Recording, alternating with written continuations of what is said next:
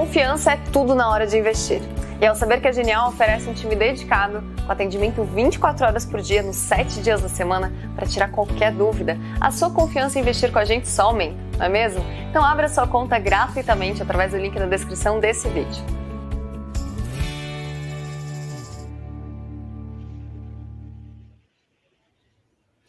Olá, estamos aqui de volta com Conversa com o Zé Márcio. Hoje temos aqui conosco o Fábio Jambiage, economista BNDES, Fundação Getúlio Vargas, tá certo? Olá, Fábio, tudo bem? Tudo bem, Zé. Um prazer falar com você. Tudo bem. Muito obrigado por ter aceito o nosso convite, é um prazer enorme ter você aqui conosco. Vamos falar um pouquinho sobre como é que a gente está vendo aí a economia brasileira, quer dizer, acabamos de ver o lançamento do novo arcabouço fiscal. Como é que você está vendo isso, Fábio? Qual é a sua visão sobre o arcabouço fiscal, sobre como é que isso vai se desenrolar a partir de agora na questão fiscal do governo Lula? Eu tenho mixed feelings, né, a respeito, sentimentos assim, um pouco ambíguos, no sentido de que, nessas primeiras reações, eu tenho sido crítico de uma série de aspectos, mas também é bom, importante enfatizar os elementos positivos.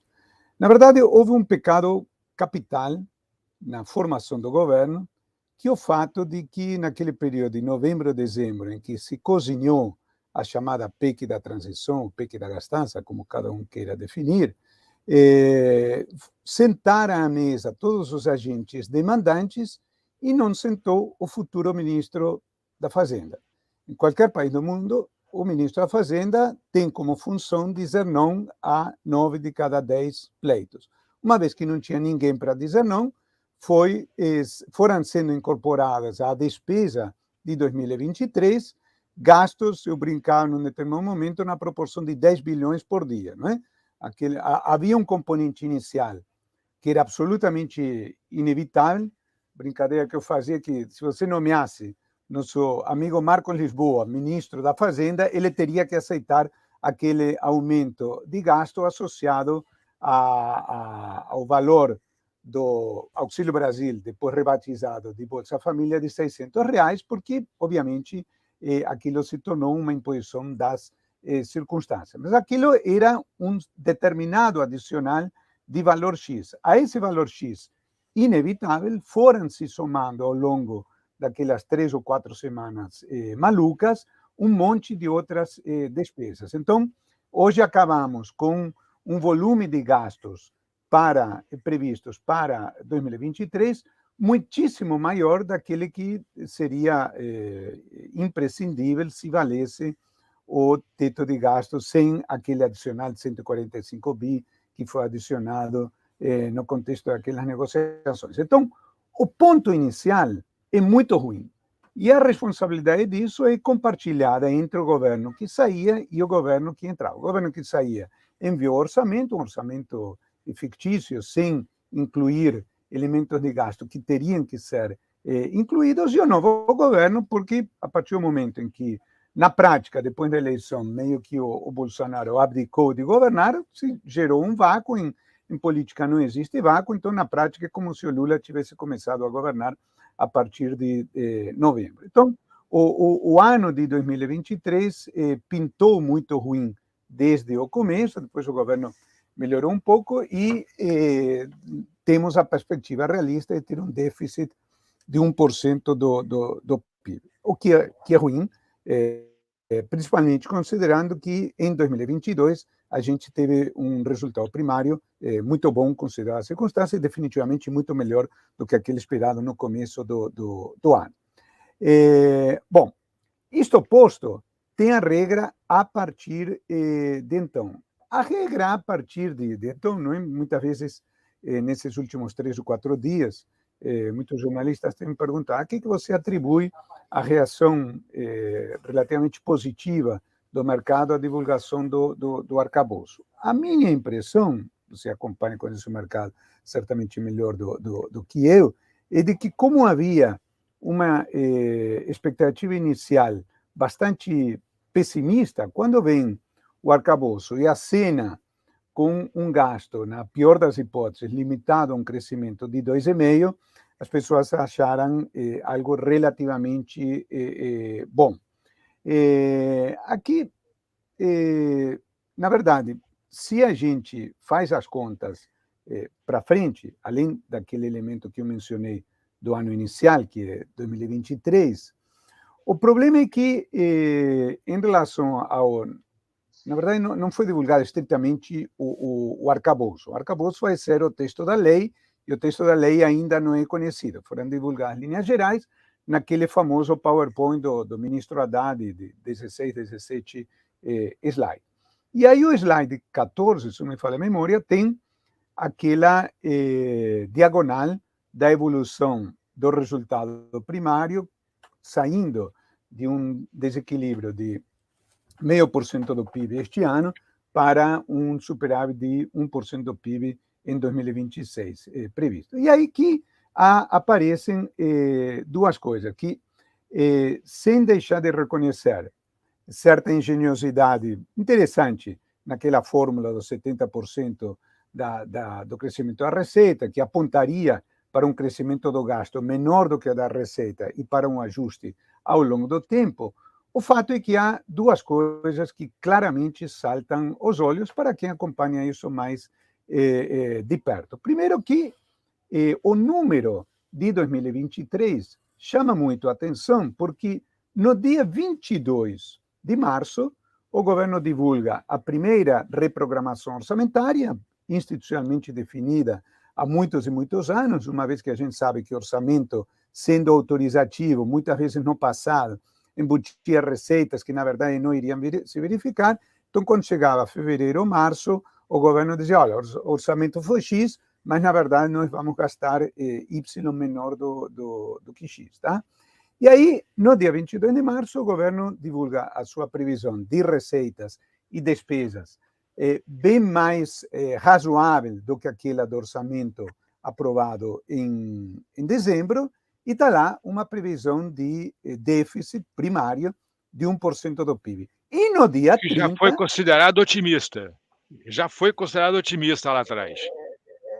Aí tem uma série de previsões, porque, aí, por exemplo, não tem a perspectiva de aumento do salário mínimo, coisa que, do ponto de vista formal, eu até entendo, porque, como isso, todo mundo sabe que vai ser enviado dia 1º de maio, mas ainda não está na lei. Eu entendo que o governo, formalmente, tem dificuldades para assumir isso, mas certamente poderemos ter elementos adicionais de despesa. E no dia 30, 8 dias, não é 8 meses, 8 dias depois, se divulga uma perspectiva de déficit de 0,5% do PIB. Ora, como é que somem 50 bilhões, mais ou menos isso, 50 e poucos bilhões, né? Mais ou menos 0,5% do PIB, em 8 dias, sem que absolutamente nada de relevante tenha acontecido nesse período? Você pode dizer, estourou a guerra da Ucrânia, isso poderia até atrapalhar. Mas, algum elemento inesperado? Não,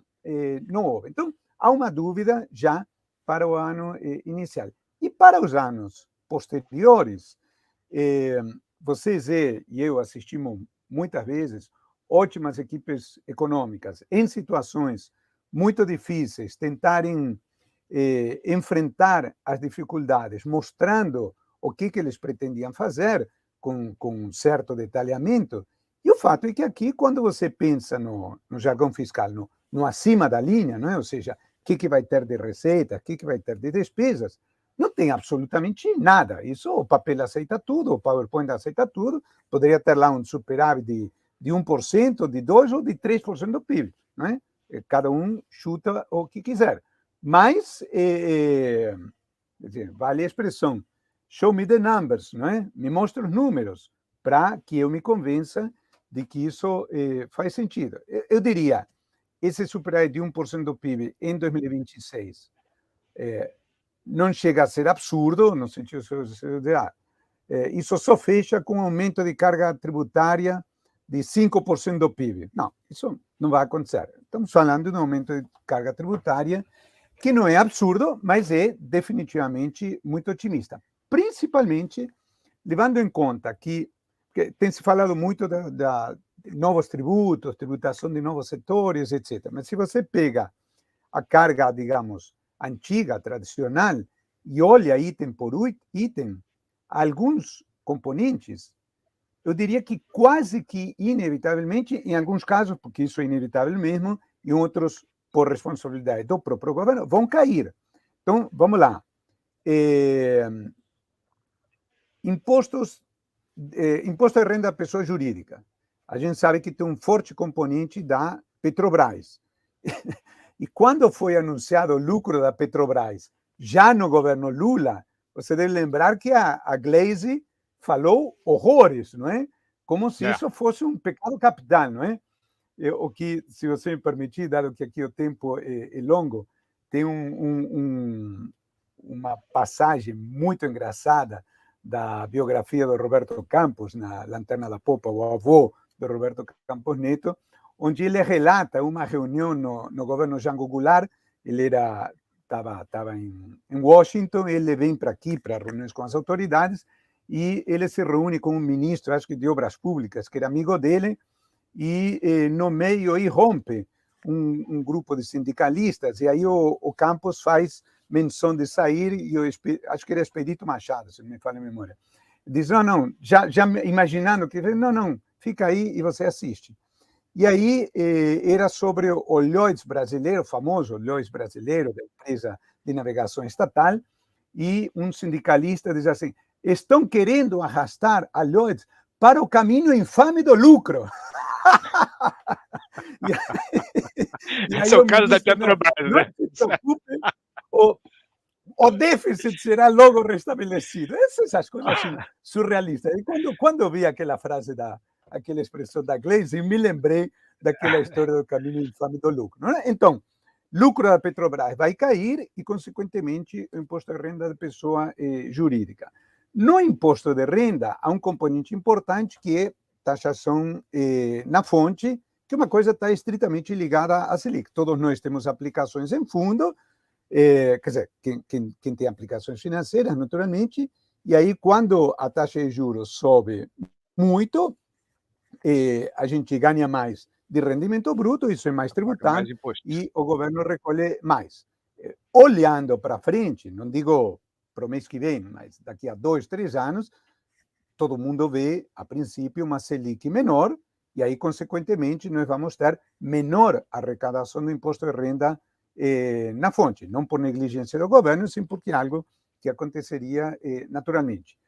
Concessões, no ano passado, tivemos um volume importante de concessões, no ano retrasado, se não me falha a memória, tinha sido 0,1% do PIB, passou para 0,5% do PIB, e houve uma receita fortíssima de dividendos, com uma contribuição importante da Petrobras, que tudo indica, com a nova política, inclusive anunciada ontem pelo ministro, e aparentemente meio que a revelia da Petrobras, a Petrobras vai ter lucros menores. E finalmente, houve uma receita importante nesse processo de boom do preço do petróleo, de royalty, uma arrecadação sobre recursos naturais, que vai cair.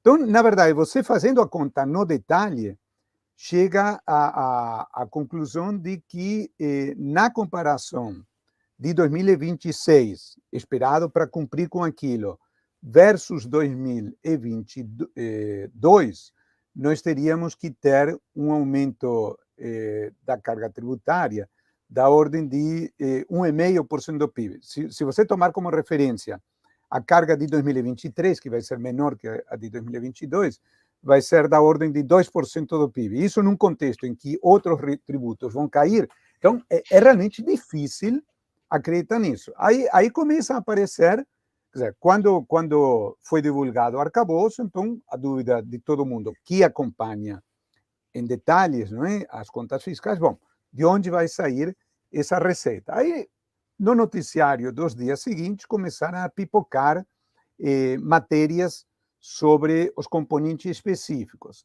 Aí vem, taxação de fundos exclusivos. Não sei qual é a tua opinião, eu não sou tributarista, mas a princípio eu pessoalmente sou a favor, claro. Mas isso já se tentou no governo Temer. Você deve lembrar que foi feita uma MP e ela acabou caducando porque não teve força política para efetivamente ser aprovada. No governo Bolsonaro também. No governo Bolsonaro também, o Paulo enviou para o Congresso um projeto de lei É taxando os verdade, fundos isso exclusivos. como projeto de lei, exatamente, não como MP, também ficou mofando, tá?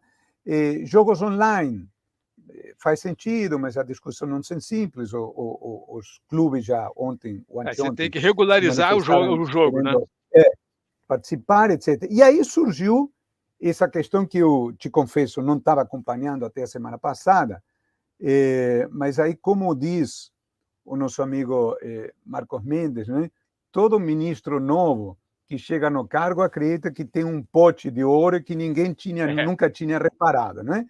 Aí, toda vez que eu ouço coisa andando, 80 bilhões, 100 bilhões, ninguém pensou nisso antes. Aí com essa história da base do ICMS, né? Incluindo o ICMS para taxação de outros impostos, etc. Aí a primeira matéria citava uma perspectiva de arrecadação de 90 bi. Aí, 2 dias depois, cálculos mais refinados já falavam em um potencial de talvez 50. E aí, hoje, já tem matérias mencionando a controvérsia jurídica, de que o STJ talvez tenha uma interpretação diferente, então isso eventualmente pode ser zero. Né? Então, continuamos na mesma situação. De onde virá isso? Eu quero dar o benefício da dúvida, é sempre meio chato você ser crítico em relação a um governo que acaba de nascer, não é? Especialmente, enfim, nesse contexto político meio conturbado. Quero dar o benefício da dúvida, esperemos, não é? Que quando for enviada a LDO, não é? Hoje é dia 6, a LDO deverá ser enviada até o dia 15, venha lá aquele detalhamento do que está na receita, o que está na despesa, 3 anos à frente, e a gente possa ter uma ideia mais clara disso.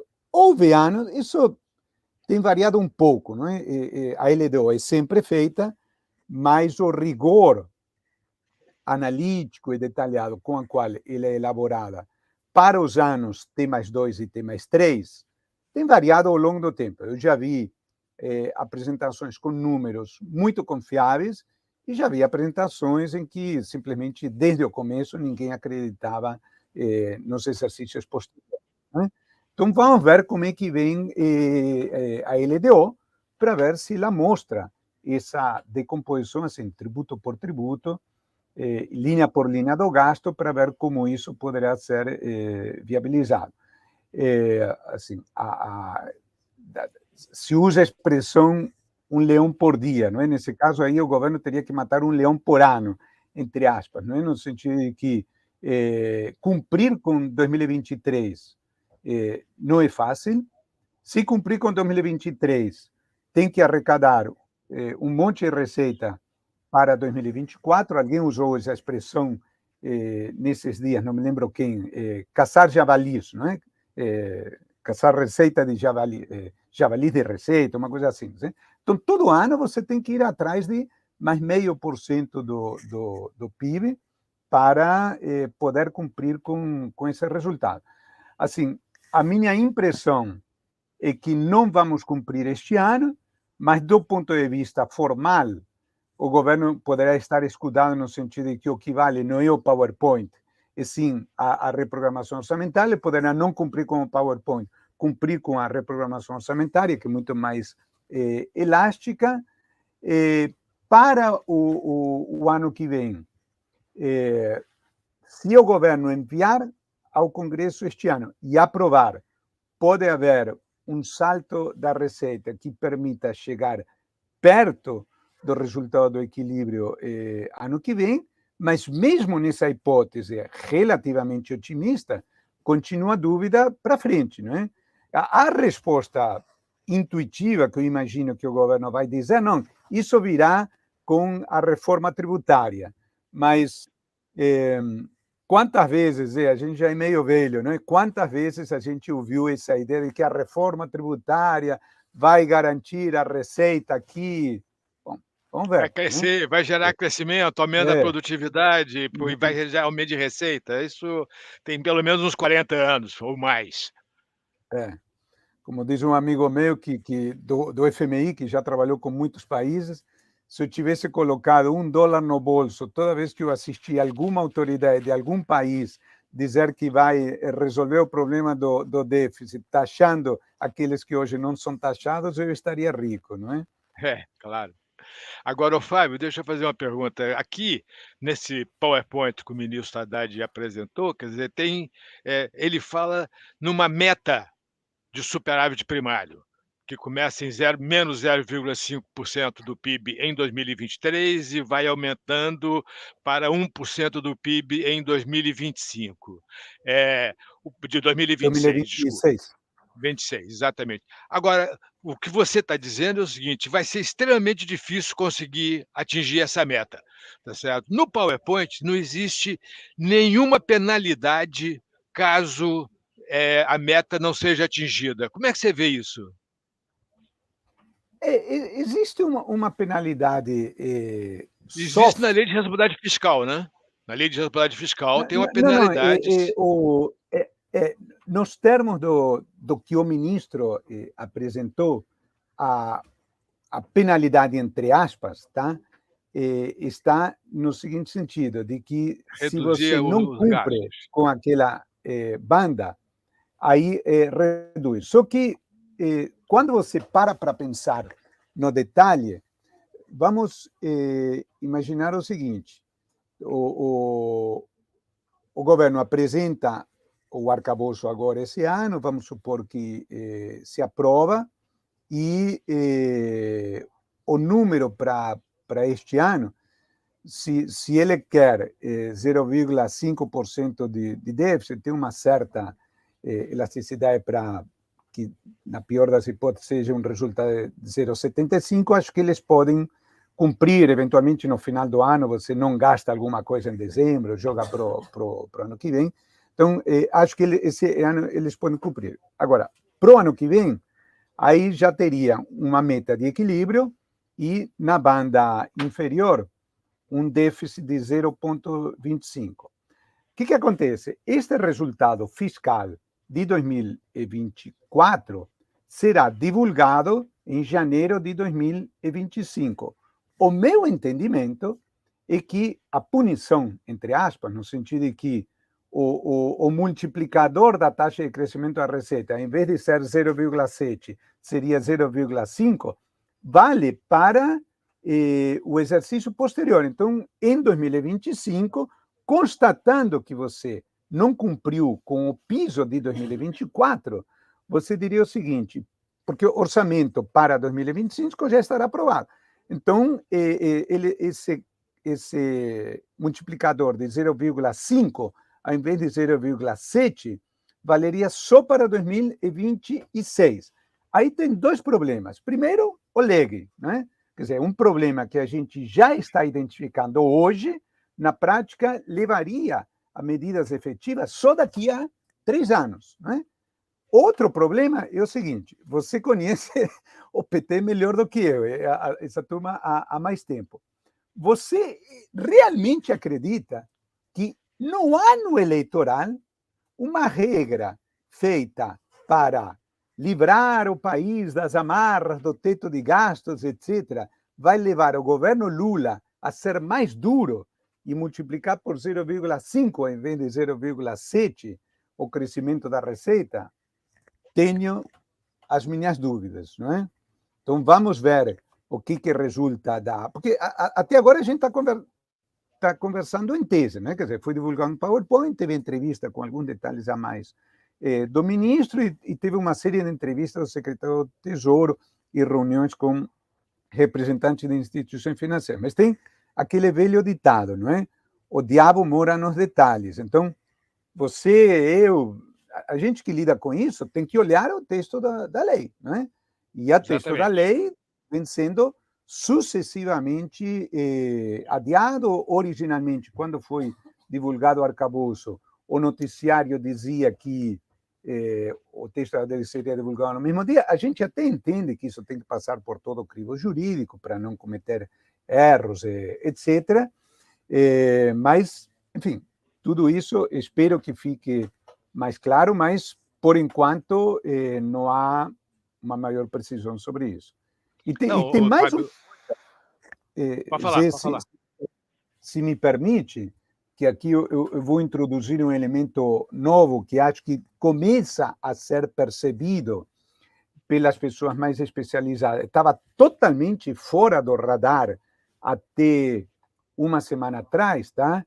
E eu acho que pode nos conduzir a um problemaço político, que é o seguinte: eu não sei se você reparou, porque isso é uma coisa na qual quem acompanha de perto passou a prestar atenção mais nos últimos dias, em função justamente da entrevista do ministro, que é o seguinte: no ano passado, a receita aumentou muito, aumentou 9%, se não me falha a memória, em Exatamente. termos reais, com base nesses elementos que a gente conversou. Havia dúvidas de quanto disso poderia ser mantido ao longo do tempo, etc., mas, enfim, do ponto de vista estatístico, não interessa, isso é um fato. Agora, como se sabe muito bem que a caminho do final do ano, o nível de atividade passou a crescer menos do que no começo, não? O primeiro semestre foi um espetáculo do crescimento, não é? Se diria antigamente. Então, o que ocorre? A receita aumentou muito no primeiro semestre. Então, quando você faz a média móvel de 12 meses, em termos reais, obviamente, né? Deflacionado pelo IPCA, etc., e compara com os 12 meses imediatamente anteriores, aí, botando uma lupa no mês a mês, o que está acontecendo? Essa taxa está caindo rapidamente, e tem um problema em perspectiva, do ponto de vista do governo, que é o seguinte: em junho do ano passado, teve uma receita enorme. Foi um negócio assim, eu vou citar de memória, acho que a receita líquida aumentou de 120 para 190 milhões de um mês para o outro, bilhões de um mês para o outro, tá? Porque teve uma fortíssima concentração de elementos que não são nem sazonais, são específicos. Houve uma receita muito forte de concessões e houve uma receita fortíssima de dividendos. Então, o que vai acontecer? Como isso não vai se repetir este ano, junho do ano passado está carregando a estatística de 12 meses no numerador, quando você compara últimos 12 meses versus 12 meses imediatamente anteriores. Em junho, ele vai passar para o denominador, ele vai passar para a base, tá? Então, vai aumentar a base e vai sair do... Então, nós vamos ficar com uma receita versus a receita dos 12 meses imediatamente anteriores, muito ruim. O que significa o seguinte, que o primeiro crescimento do gasto da nova regra para 2024, pela andar da carruagem, está caminhando para ser 0,6 e não 2,5. Eu acho que ninguém explicou ao presidente essa questão.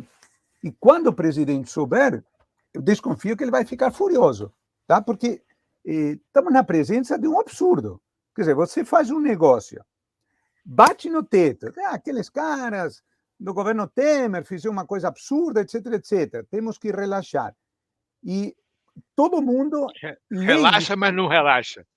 Num primeiro momento, como dizer, bom, vai crescer 2,5%, aí o ministro Haddad se compromete, né, pela lei, a que não vai crescer acima de 2,5%, e na verdade você faz isso tudo e no primeiro ano cresce 0,6%. Você deve ter visto hoje, nos jornais de hoje, umas declarações muito fortes do Lindbergh, ele questionando até o 2,5%. O que ele diz, olha, Exatamente. O piso tem que ser muito, muito acima de 0,6% e o teto tem que ser muito acima de 2,5%. Então, imagina, e isso deve ter visto também a entrevista bem-humorada do Ciro, não Gomes, o Nogueira, né? Dizendo que está com inveja da Glaze porque ele não consegue fazer tanta oposição ao governo. Né? Então, assim, é uma coisa que causa espécie, que aparentemente alguém não fez as contas aí. Quer dizer, eu acho que esse é um ponto super importante. Agora, o Fábio, tem uma coisa super curiosa, né, quer dizer, mesmo com com esses parâmetros super otimistas, a dívida continua crescendo como proporção do PIB até 2026, né, quer dizer, no cenário do ministro Haddad, a dívida sai de 75,11% do PIB para 77,84% do PIB, tá certo? Em um dos cenários aqui. No outro cenário vai a 76,54, ou seja, na verdade, mesmo num cenário muito otimista, a dívida continua crescendo com esse arcabouço fiscal. Eu acho que esse é um ponto super importante, né, quer dizer, você não o ministro Haddad não está prometendo uma redução de dívida como proporção do PIB, muito pelo contrário, ele tá você olha o gráfico dele, você vê que, olha, pô, eh eh no curto prazo, tudo bem, mas a trajetória não é nada muito satisfatória para a relação dívida-PIB. Um outro ponto que me preocupa, Fábio, eu não sei como é que você vê isso, que é o seguinte: essa questão que você falou das penalidades. Do jeito que está aqui esse arcabouço, concretamente, não tem nenhuma penalidade. Essa questão de reduzir de 0,70 para 0,50 o aumento de gastos, isso não é uma penalidade para o gestor. Não, quer dizer, isso é uma penalidade supostamente para a economia, que vai ter menos gastos, etc. Mas para o gestor, se não cumprir a meta de superávit primário, do jeito que está aqui, parece que não tem penalidade nenhuma, tá certo?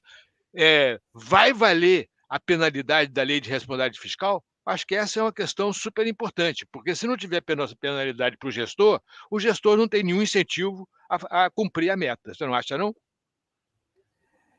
Isso é uma questão em aberto, não é? No debate sobre essa questão legal em outros países, porque se pode ter, às vezes, um conjunto de circunstâncias que pode fazer com que você não cumpra estritamente aquilo, mas fique perto, e aí, eventualmente, a punição pode ser um pouco desproporcional comparativamente ao tamanho do desvio.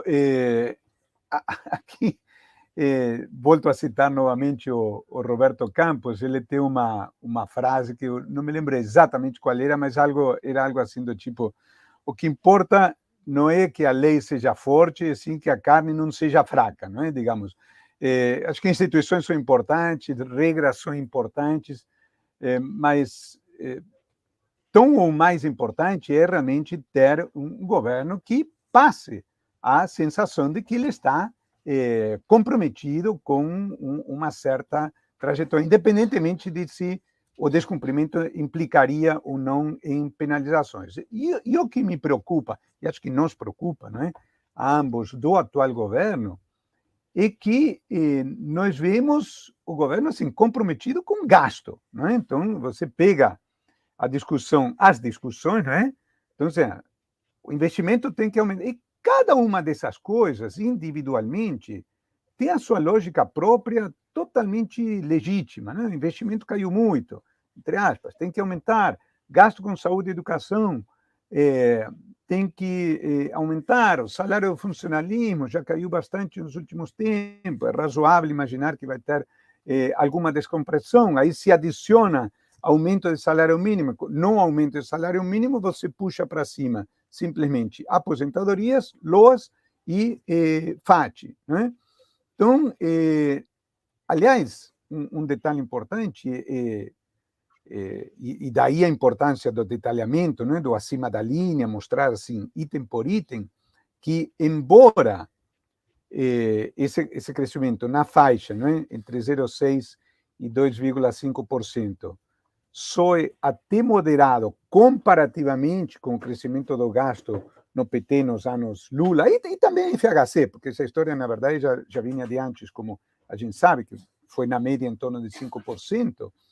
O fato é que, se um conjunto de rubricas aumentam fortemente, mesmo que o crescimento do total do gasto seja moderado, você pode ter problemas de achatamento de outras rubricas, que teoricamente é aquilo que você deseja evitar. Um elemento fundamental, cultural, que é importante ter presente, que a ideia de limite, uma coisa que eu vinha enfatizando nos debates no ano passado, quando o PT criticava muito o teto de gastos, etc., mesmo que se considere que, na prática, aquele teto original já tinha morrido, porque ele não poderia ser mantido até 2026, a ideia de limite é muito importante para a sociedade em geral e para a classe política em particular, porque senão você não tem limitação nenhuma para fazer bondade. Quer aumentar investimento? Maravilha, justificado. Quer aumentar salário no funcionalismo? Legítimo. Quer aumentar salário mínimo? Legítimo. Agora, tudo ao mesmo tempo não dá, porque senão o gasto aumenta muito. Então, assim, a minha impressão é que com essa trajetória do gasto, o governo vai ter dificuldades para ter uma política de valorização muito ativa do salário mínimo, senão ele vai cair naquilo que ele questionava, que era o achatamento das despesas discricionárias. Isso aí só realmente vendo no detalhe para que o governo pretende gastar com o pessoal. Isso vai acontecer, não tem a menor dúvida. Aumento de gasto com o pessoal, aumento de gasto com a Previdência. Não, os mínimos constitucionais de saúde e educação, tá certo? Você tem mínimos constitucionais de saúde e educação que dependem das receitas. Esses mínimos vão aumentar com o aumento de receita, não tem jeito. E você vai estar comprimindo os gastos não obrigatórios. E isso, daqui a um ano, vai voltar a ter a mesma discussão de compressão de gastos obrigatórios. Eu não tenho a menor dúvida disso, porque vai estar comprimindo mesmo, não tem muito jeito. Se você não tiver reformas que tendam a parar ou reduzir os gastos obrigatórios, como proporção dos gastos totais, não tem jeito. Eu acho que isso vai voltar, não tem a menor dúvida. Tá certo? E, na verdade, esses gastos obrigatórios, é bom frisar, é uma espécie de paradoxo do debate, não é? Porque nós, em particular você, eu e muitos outros, não é? Colegas, ficamos há 20 anos batendo nessa questão do crescimento dos gastos obrigatórios, e eles acabaram de aumentar, assim, enormemente com o Bolsa Família. O Bolsa Família, exatamente. E você, de certa forma, o pai, não é? da ideia lá para trás, ele surge inicialmente com uma experiência municipal, depois estadual, depois federal, e surge embrionariamente com uma despesa 0,1 a 0,2% do PIB. Aí você vai adicionando famílias ao longo do tempo, chega lá naquele patamar de 13 milhões de famílias, e aquele era um programa exemplar, porque realmente boa parte, sempre os jornais enfatizavam, a filha do prefeito ganhou Bolsa Família, são fraudes que não desmerecem o conjunto. Na verdade, no conjunto eram estatisticamente irrelevantes. O fato é que você fazia com que uma despesa, na época, de R$ 200 por família, chegasse a 13 milhões de famílias. Isso foi um elemento fundamental da história de sucesso do índice de Gini, que foi caindo ao longo de um longo período. Quando você passa isso de 13 milhões para 22 milhões de famílias e de um ticket médio de R$ 200 para R$ 600, então o Bolsa Família, e agora com essa questão dos filhos vai ser até um pouco maior, porque eu vi 650 por aí, tá? Então você passa de uma despesa que antes da pandemia era 0,4% do PIB, você certamente sabe, mas só para quem está nos acompanhando, não necessariamente todo mundo sabe que no período 2020, 2021, 2022, a despesa do Bolsa Família não é parâmetro de comparação com agora, porque como teve muita gente que ganhou o auxílio, não podia acumular, então o cara optava pelo auxílio, que era maior, e saía do Bolsa Família temporariamente, né? Então a despesa do Bolsa Família caiu bastante nesse período, mas vamos tomar como referência 2019, antes da pandemia. Então aquilo era 0,8% do PIB, e agora os últimos números que eu vi estavam perto de 1,8%, 1,7%, 1,8% do PIB, tá? Com todos os problemas de desenho que você conhece melhor do que eu. Acho que o governo vai endereçar parcialmente isso, não é? Porque o que estava acontecendo era um escândalo, aquele negócio da subdivisão de famílias, não é? Então, tem 4 pessoas que moram no mesmo teto, Antes, elas recebiam o Bolsa Família, era R$200 para aquela família. No limite, agora, essas 4 pessoas podem compor 4 famílias e você pode levar para casa R$2.400, né? Então, evidentemente, isso é uma irregularidade que tem que ser combatida. Acredito que esse número de famílias beneficiadas vai cair dos 22 milhões de famílias às quais se chegou no pico para alguma coisa, talvez, entre 18 e 19 milhões, né? Mas o fato é que continuamos com o mesmo desafio de atacar a pobreza, que é uma das nossas chagas, não é? Sociais, em relação à qual todo mundo concorda, não é? Que é algo que tem que ser combatido, mas, ao mesmo tempo, com um problema fiscal que, na verdade, se agravou em relação ao passado, não é? Nós vínhamos... Uma coisa que realmente confesso que me irrita do debate, que o teto tinha problemas, todos sabemos. Eu fui um dos primeiros dos que éramos a favor do teto, e lá para 2019 chegamos a conversar naquele momento, né? Tinha chegado à conclusão de que aquele teto original não poderia ser mantido, etc. Agora, a ideia de que o teto não funcionou me parece uma agressão aos fatos. Tira 2020 da estatística, por razões óbvias, tá? Se você pega de 2016 até 2021, o gasto cai como proporção do PIB em todos os anos. E de 2021 para 2022, sendo ano eleitoral, ele aumenta 0,03% do PIB. Exatamente. Então, não, o teto foi um sucesso. Eu tenho dito que você quer acabar com o teto porque ele foi um sucesso. Ele está incomodando todo mundo, como você já tinha falado lá atrás. Bom, Fábio, prazer enorme ter você aqui conosco. Ótima conversa, muito bom mesmo, tá certo? Acho que realmente foi excelente. Quando a gente não percebe, porque a conversa estava boa, realmente não. Exatamente. Aqui, já eu não quero tomar mais seu tempo, já estamos aqui há mais de 45 minutos, tá certo? Muito obrigado, Fábio. Foi um prazer. Grande abraço. Sempre ótimo conversar com você. Abraço, hein? Um abração.